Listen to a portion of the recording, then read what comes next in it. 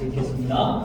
그러므로 우리에게 큰 대제사장이 계시니 승천하시니 곧 하나님의 아들 예수시라. 우리가 믿는 도리를 굳게 잡을지어다.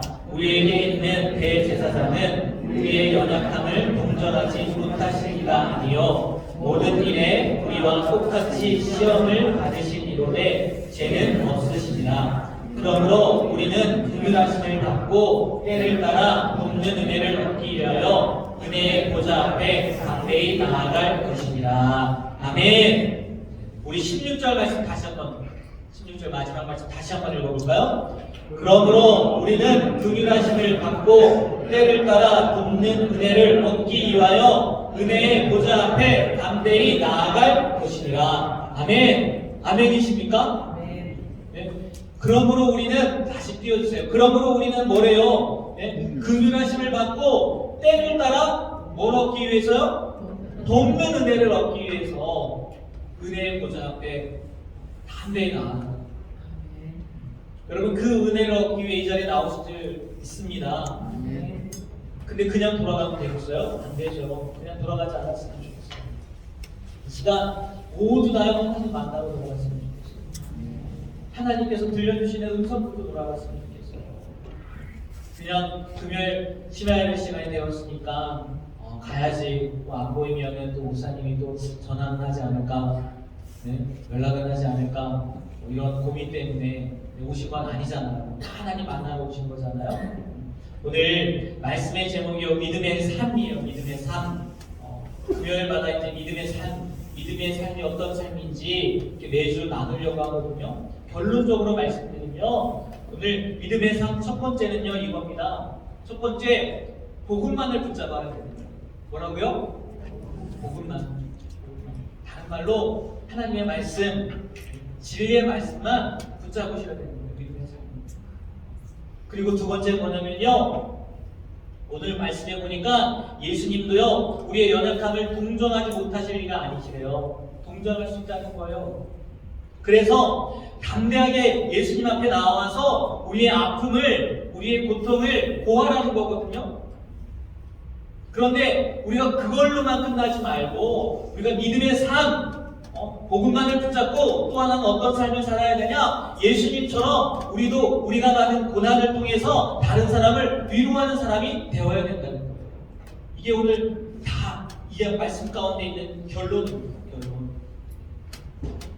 여러분 그렇게 되시길 소망합니다. 네? 다른 거 보지 마시고요. 다른 거 붙잡지 마시고요. 오직 뭐만 붙잡으라고요? 복음만. 오직 뭐만 붙잡으라고요? 복음만. 다른 말로 하나님의 말씀만 붙잡으시고. 우리가 안단 말이에요. 하나님의 말씀을 붙잡아야 되는 것도 알고요. 네? 그것만이 진리라는 것도 알고요. 그거 외에는 아무것도 없다는 거, 아니 그거 외에는 아무 소용이 없다는 거 다 알아요. 모르는 분 계세요? 네? 예수님이 아니면 아무것도 아니라는 거, 예수님이 없으면 우리는 아무 존재도 아니라는 거 모르는 분 계세요? 다 알잖아요. 맞죠? 다 알잖아요. 그렇게 고백하잖아요. 그런데 우리의 삶을 보면요 그렇지 못할 때가 너무나 많다는 거예요. 굉장히 많다는 거예요. 여러분 혹시 오늘 휴대폰에서 통장 잔고 한번 보지 않으셨나요? 네? 요즘에는 세상이 더 좋아져가지고 휴대폰으로 다 할 수 있잖아요. 내 통장에 얼마나 들어있나. 고개를 끄덕이시는데 보셨다는 얘기인가요? 우리가요 복음만을, 예수님만을 의지한다고 하는데요 다른 거에 눈을 돌릴 때가 너무나 많아요. 아니 다른 거를 의지할 때가 많이 있다는 거예요. 아니 이게 있으면 행복할 거라는 착각을 할 때가 많아요. 착각은 아니겠죠. 잠깐 그 유혹에 빠질 때가 많이 있다는 거예요. 우리나라는 지금 그런지 모르겠는데요 외국 얘기예요. 외국 얘기. 정말 지금 제가 말씀드린 것처럼 눈 뜨자마자 아침에 일어나자마자 은행 잔고를 확인하는 그런 때가 있었다는 거예요. 그런 때가. 왜요? 경제 침체, 금융 불안, 그것 때문에 하루아침에 은행에 들어가 있는 돈이 어떻게 바뀔지 몰라서 아침마다 눈을 뜨면은 은행 잔고 보는 게 일상이었던 시대가 있었다는 거예요. 지금도 그러지 않나 모르겠어요. 금리는 오르니까 네. 내가 적금 넣은 거 이자가 얼마나 든다, 아니 또 이자가 더 많이 주는 데는 어딘가 이렇게 찾아보진 않으시나요? 저는 돈도 없으면서 찾아보게 되더라고요. 네, 연락이 와요, 문자가 와요, 금리가 몇 프로다, 네, 막 연락이 오더라고요. 아 그래? 야 이거 어떻게 넣어야 되는 거 아닌가? 참 그렇더라고요. 또 이것만 의지합니까? 여기 우리 여자 성도님들 계신데 네, 오직 미모밖에 없다.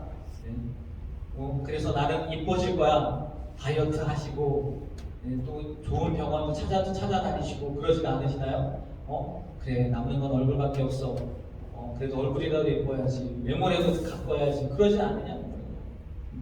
이게요 비단 젊은 분들만의 얘기는 아니더라고요. 제가 그 위에서 사역할 때 연세가 지긋하신 분이거든요.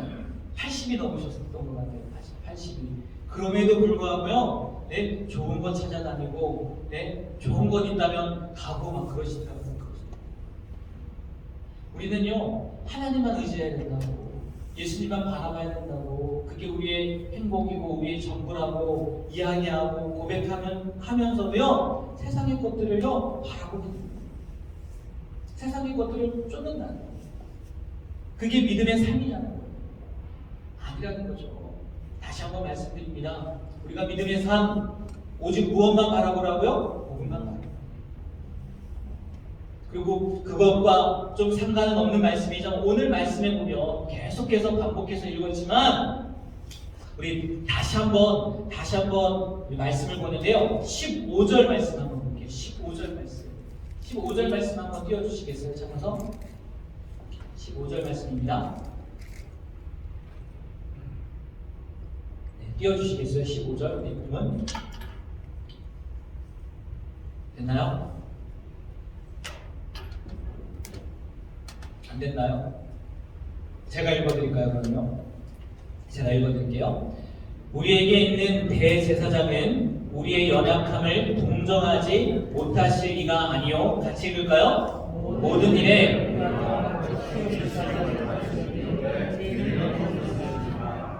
아멘. 다시 한 번만 읽어볼까요? 우리에게 있는 대제사장은 못할 이가 아니요. 모든 일에 우리와 똑같이 시험을 받으시기로되 죄는 없으시니라. 우리 16절도 같이 한번 읽어볼까요? 16절요. 16절. 그러므로 우리는 긍휼하심을 받고 때를 따라 돕는 은혜를 얻기 위하여 은혜의 보좌 앞에 담대히 나아갈 것이니라. 네, 여기서요 히브리서 기자가요 예수님은 15절 말씀처럼 인간의 연약함을 동정하시는 분이라는 거예요. 긍휼히 여겨주시는 분이라는 거예요. 왜? 그도 예수님도 우리처럼 뭘 받으셨기 때문에요? 시험을 받으셨기 때문에, 우리처럼 아픔이 있기 때문에 우리의 아픔을 이해하신다는 거예요. 그래서 그렇기 때문에 우리가 우리의 아픔을 가지고 누구에게 나아가면, 예수님에게 나아가면 예수님이요 우리를 도와주신다는 거예요. 우리를 위로해 주신다는 거예요. 믿으십니까? 네, 이 말씀은 진리일 거란 말이에요. 틀림없는 사실일 거예요. 그런데요, 우리가 이 진리, 이 말씀을 믿기 위해서 전제가 필요하다는 거 아십니까? 전제. 그게 뭐냐면요, 고난받은 자가, 먼저 고난받은 자가 고난당하는 자를 위로할 수 있다는 거예요. 무슨 말인지 아십니까? 더 정확히 말하면요, 더 큰 고난을 당한 자가 작은 고난을 당한 자, 물론 고난이라는 게 다 클 겁니다. 당하는 사람들에게. 그런데 그냥 말하기 편하게 하기 위해서 이렇게 말씀드리는 거예요. 더 큰 고난을 당한 자가 작은 고난을 당한 자를 충분히 위로할 수 있다는 거예요. 최근에요, 우리 10월 29일 날 놀라운 일이 아니라 아픔을 겪었잖아요. 그때 그 아픔을 겪은 부모님들 가운데 한 분이요 이런 얘기를 했다는 걸 들었어요.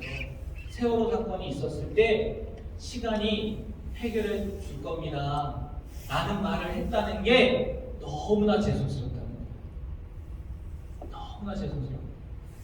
자기가 경험을 하고 나와서 보니까 시간이 해결해 줄 거예요, 주지 않을 거예요, 그게요.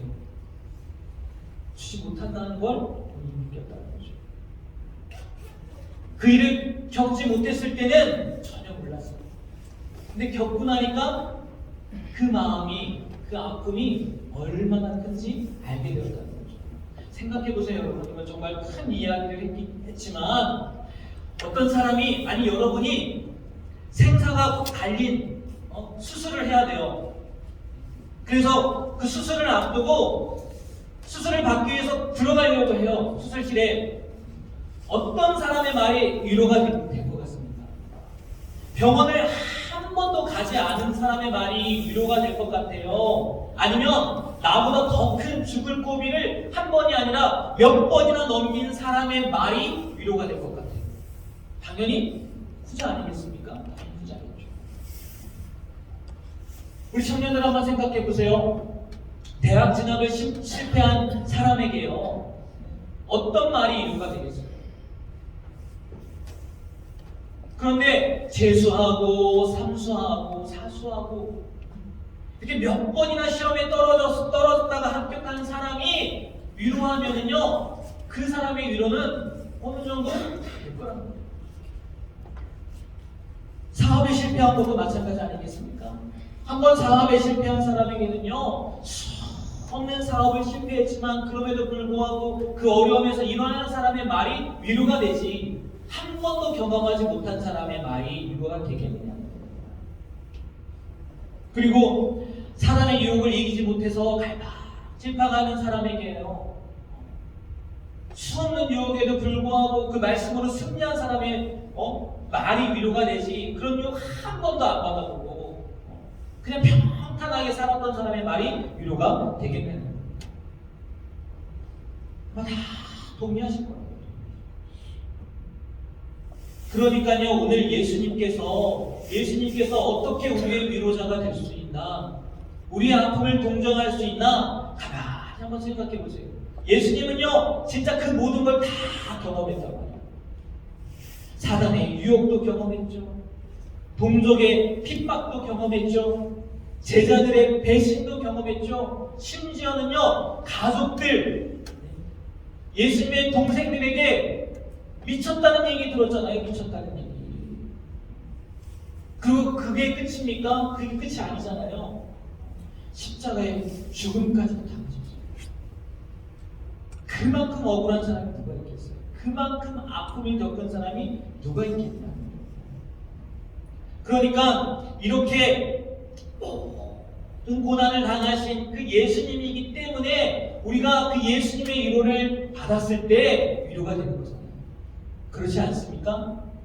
여러분, 어느 누구의 말도요, 위로가 되지 않을 때가 있어요. 정말 조금 전에 이야기했던 것처럼 나보다 더 아픔을 겪고요, 더 힘든 사람이요, 위로해 주는데도요, 위로가 안 될 때가 있어요.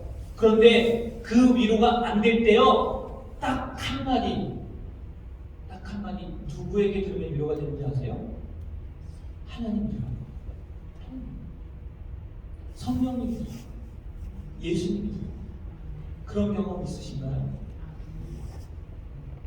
정말요, 어떤 말로도요, 위로가 되지 않아요. 알겠어요. 왜 그렇게 이야기를 하는지 알아요. 이론적으로는 알아요. 근데 마음에 다가오지 않아요. 그래서 하나님 앞에 나올 수도 없고요, 때는 기도도 안 되잖아요. 그럴 때는 기도도 안 되잖아요. 그런데 마음 가운데 하나님의 음성이 들립니다. 예수님의 음성이 들립니다.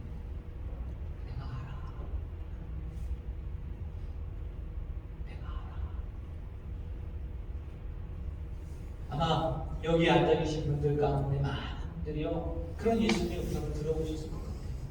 그렇기 때문에 지금까지 힘들고 어렵지만 내 마음과 내 뜻, 내 상황대로 되지 않지만 이 자리에 나온 것이고 그 믿음을 잃어버리지 않으신다고 합니다.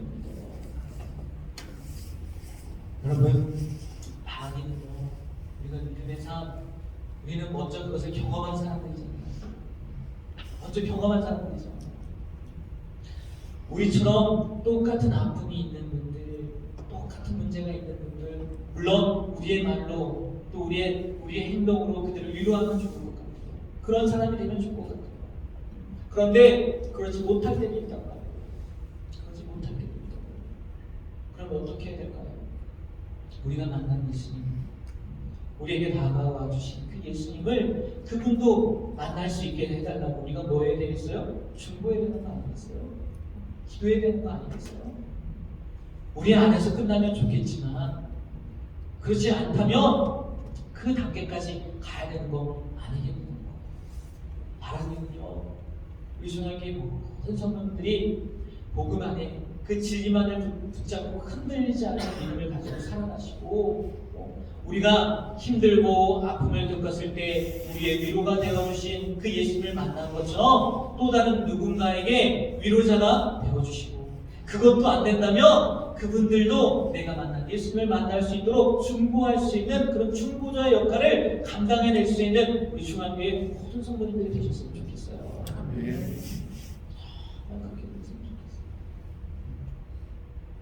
제가 오늘 낮에 전화 한 통을 받았어요. 전화 한 통. 같은 지방의 목사님이에요. 목사님인데 자기가 꿈을 꿨다는 거예요. 자기네 교회 꿈이 나쁘지 우리 교회 꿈을 꿨다는 거예요. 그 대구중앙교회 꿈을 꿨다는 거예요. 그래서 무슨 꿈을 꿨는지 아십니까? 궁금하죠? 네, 궁금하면 500원. 그 목사님이 제가 강단에서 이렇게 설교를 하고 마지막에 중앙교회 새로운 성도님들 일어나세요라고 이렇게 했대요. 새로 나가신 분들 일어나세요. 그랬더니 많은 사람들이 막 일어났대요. 네.